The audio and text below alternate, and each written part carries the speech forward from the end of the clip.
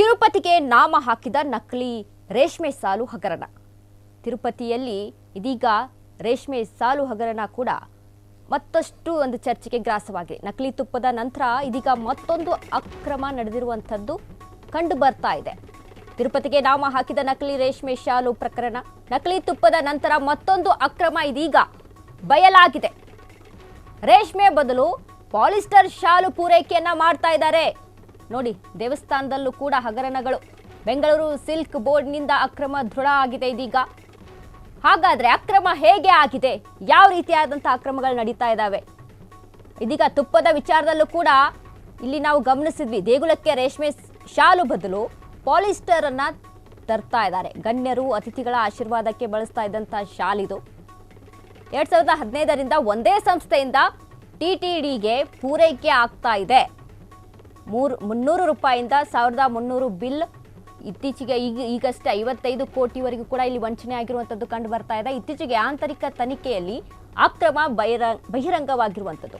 ಈ ಕುರಿತು ಎಸಿಬಿ ತನಿಖೆ ನಡೆಸುವಂತೆ ಟಿಟಿಡಿ ಆಂಧ್ರ ಸರ್ಕಾರಕ್ಕೆ ಮನವಿಯನ್ನ ಕೂಡ ಮಾಡಿದೆ. ತಿರುಪತಿಗೆ ನಾಮ ಹಾಕಿದೆ ಈ ಒಂದು ನಕಲಿ ರೇಷ್ಮೆ ಶಾಲು ಹಗರಣ. ನಕಲಿ ತುಪ್ಪದ ನಂತರ ಇದೀಗ ಮತ್ತೊಂದು ಅಕ್ರಮ ಬಯಲಾಗಿದೆ. ಈ ಹಿಂದೆ ಗಮನಿಸಿದ್ದೀವಿ, ತಿರುಪತಿಯಲ್ಲಿ ತುಂಬಾ ಚರ್ಚೆಗೆ ಗ್ರಾಸವಾಗಿರುವಂತಹ ವಿಚಾರ ಏನಾಗಿತ್ತು ಅಂದ್ರೆ ತುಪ್ಪವನ್ನ ಇದೀಗ ಪ್ರಾಣಿ ಕೊಬ್ಬನ್ನ ಬಳಸ್ತಾ ಇದ್ದಾರೆ ತುಪ್ಪದ ಬದಲು. ತಿರುಪತಿ ತಿಮ್ಮಪ್ಪ ಅಂತ ಅಂದ್ರೆ ಎಲ್ರಿಗೂ ತುಂಬಾ ಭಕ್ತಿ. ಎಷ್ಟು ಭಕ್ತಿಯಿಂದ ನಾವು ಹೋಗ್ತೀವಿ ಅಂತ ಅಂದ್ರೆ ದೇವರಿಗೆ ಎಷ್ಟು ಮಡಿ ಹುಡಿಯಿಂದ ಎಲ್ಲವನ್ನ ಕೂಡ ಅಲ್ಲಿ ಪಾಲಿಸ್ಕೊಂಡು ಹಿಂಗೆ ಹೋಗ್ಬೇಕು, ಹಿಂಗೆ ನಾವು ದೇವರ ಆಶೀರ್ವಾದ ನಾವು ತೆಗೆದುಕೊಳ್ಬೇಕು ಅಂತ. ಆದರೆ ಈ ಮಂಡಳಿಯಲ್ಲೇನೆ ಈ ರೀತಿಯಾದಂಥ ಅಕ್ರಮಗಳು ನಡೀತಾ ಇದ್ದೇವೆ ಅಂತಂದ್ರೆ ದೇವರ ವಿಚಾರದಲ್ಲೂ ಕೂಡ ಮಾಡ್ಬೇಕಾ ನೀವು ಇದನ್ನ? ಎಷ್ಟು ಜನರ ಭಕ್ತಿಗೆ ನೀವು ಧಕ್ಕೆಯನ್ನ ತರ್ತಾ ಇದ್ದೀರಾ ನೋಡಿ. ದೇವರ ವಿಚಾರದಲ್ಲೂ ಕೂಡ ಹಿಂದೆ ತುಪ್ಪದ ಬದಲು ಕೂಡ ಅಲ್ಲಿ ಪ್ರಾಣಿಯ ಕೊಬ್ಬನ್ನ ಬಳಸ್ತಾ ಇದ್ರಿ. ಅದು ಕೂಡ ಅದನ್ನೇ ಎಲ್ಲರೂ ಕೂಡ ಪ್ರಸಾದ ಅಂತ ಕಣ್ಣಿಗೆ ಹೊತ್ಕೊಂಡು ಪ್ರಸಾದ ಅಂತ ಸೇವಿಸ್ತಾ ಇದ್ರು. ಆದರೆ ದೇವರ ವಿಚಾರದಲ್ಲೂ ಕೂಡ ಇದೀಗ 300 ರೂಪಾಯಿ ಆಗ್ತಾ ಇದ್ದಂಥ ಬಿಲ್ಲು ಈಗ 1300 ರೂಪಾಯಿ ಒಂದು ರೇಷ್ಮೆ ಶಾಲಿಗೆ ಅಲ್ಲಿ ನಿಗದಿ ಮಾಡಿರ್ತಾರೆ. ಒಂದು ರೇಷ್ಮೆ ಶಾಲಿಗೆ 1300 ರೂಪಾಯಿ ಇರುತ್ತೆ. ಇದನ್ನ ಗಣ್ಯರು ಅತಿಥಿಗಳು ಬಂದಂಥವ್ರಿಗೆ ಅದನ್ನ ಹಾಕಿ ಅದಕ್ಕೆ ಇಷ್ಟು ಅಂತ ಬಿಲ್ ಮಾಡ್ತಾರೆ. ಆ ಬಿಲ್ಲನ್ನು ತೆಗೆದುಕೊಳ್ತಾರೆ. ಯಾರು ಅದನ್ನು ತಗೊಂಡು ಹೋಗಿ ರೇಷ್ಮೆ ಏನು ಪ್ಯೂರ್ ಆಗಿದೆಯಾ, ಇದು ಹೇಗಿದೆಯಾ ಅದನ್ನೆಲ್ಲ ಯಾರು ಗಮನಿಸೋದಿಲ್ಲ. ಅಪ್ಪ ತಿರುಪತಿ ತಿಮ್ಮಪ್ಪನ ಆಶೀರ್ವಾದ ಇದು, ನಮಗೆ ದೇವರೇ ಕೊಟ್ಟಿದ್ದಾರೆ ಇದನ್ನ ಅಂತ ಕಣ್ಣಿಗೆ ಹೊತ್ಕೊಂಡು ತಗೊಂಡು ಹೋಗ್ತಾರೆ. ಆದರೆ ಇಲ್ಲಿ ಅಲ್ಲೂ ಕೂಡ ಅಕ್ರಮ. ಪಾಲಿಸ್ಟರ್ ಶಾಲನ್ನ ಬಳಸ್ತಾ ಇದ್ದಾರೆ. ಪಾಲಿಸ್ಟರ್ ಶಾಲನ್ನ ಬಳಸಿ ರೇಷ್ಮೆ ಅಂತ ಅಲ್ಲಿ ಅದನ್ನ ಪೋಟ್ರೆ ಮಾಡ್ತಾ ಇದ್ದಾರೆ. ಬೆಂಗಳೂರಿನ ಸಿಲ್ಕ್ ಬೋರ್ಡ್ನಲ್ಲಿ ಈ ಅಕ್ರಮ ದೃಢ ಆಗಿರುವಂಥದ್ದು. ಅಂದರೆ ಹೇಗೆ ನಡೀತಾ ಇದೆ, ಯಾರು ಇದರಲ್ಲಿ ಯಾವೆಲ್ಲ ಕೈವಾಡಗಳಿದಾವೆ? ದೇಗುಲಕ್ಕೆ ರೇಷ್ಮೆ ಬದಲು ಪಾಲಿಸ್ಟರ್ ಶಾಲು ಪೂರೈಕೆ ಮಾಡ್ತಿರೋದು ಹೇಗೆ ಆಗ್ತಾ ಇದೆ? ಯಾಕೆ ಅದನ್ನ ಸರಿಯಾಗಿ ಚೆಕ್ ಮಾಡ್ತಾ ಇಲ್ವಾ? ಕ್ವಾಲಿಟಿ ಚೆಕ್ನ ಮಾಡ್ತಾ ಇಲ್ವಾ? ಅಲ್ಲಿರುವಂತಹ ಅಧಿಕಾರಿಗಳು ಏನು ಮಾಡ್ತಾ ಇದ್ದಾರೆ? ಯಾವ ರೀತಿಯಾದಂಥ ಈಗ ಬೇಲಿನೇ ಎದ್ದು ಹೊಲ ಮೈದಂಥ ಸಿಚುವೇಶನ್ಸ್ ಇವೆಲ್ಲ. ಯಾಕಂದ್ರೆ ಇದು ಸುಮ್ಮನೆ ಒಬ್ಬರು ಇಬ್ಬರಿಂದ ಆಗುವಂಥ ಕೆಲಸ ಅಲ್ಲ. ಒಳಗಡೆ ಎಲ್ಲ ಕೈಗಳು ಸೇರಿಕೊಂಡೇ ಮಾಡ್ತಿರುವಂಥ ಕೆಲಸಗಳಿವು.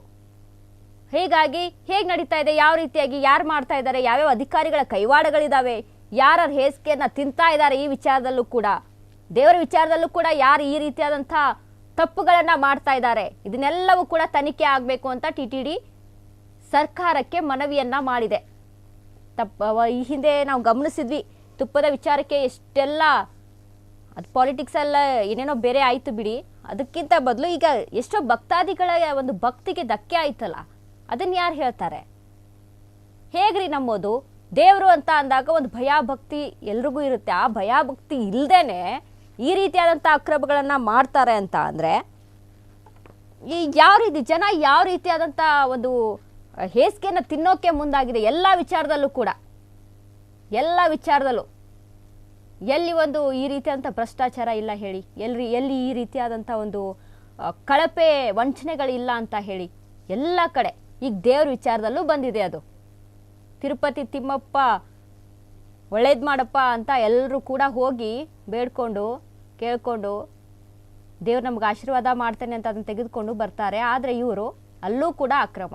ಹಾಗಾದರೆ ಸರ್ಕಾರ ಏನು ಮಾಡ್ತಾ ಇದೆ? ಇದನ್ನೆಲ್ಲ ನೋಡ್ಕೊಂಡು ಕಣ್ಣು ಮುಚ್ಕೊಂಡು ಕೂತಿದ್ಯಾ? ಆಂಧ್ರ ಸರ್ಕಾರ ಯಾವ ರೀತಿಯಾದಂಥ ಕ್ರಮಗಳನ್ನು ತೆಗೆದುಕೊಳ್ತಾ ಇದೆ?